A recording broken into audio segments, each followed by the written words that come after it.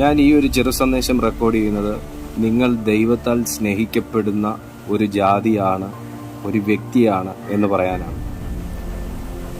ഒരു പണിയും നടക്കാതിരുന്നപ്പോൾ ബാലാക്ക് ബിലയാമിനെ കൊണ്ട് ഇസ്രായേലിനെ ശപിക്കാമെന്ന് പറഞ്ഞ് ആകുന്ന പണിയൊക്കെ ശ്രമിച്ചു.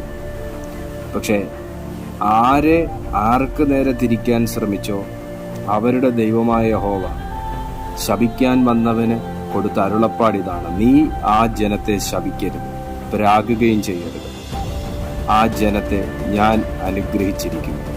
സംഖ്യാപുസ്തകം 22-ാമത്തെ അധ്യായവും 23-ാമത്തെ അധ്യായവും ഒക്കെ വായിക്കുമ്പോൾ നമുക്ക് ഈ വചനങ്ങൾ കാണാൻ പറ്റും.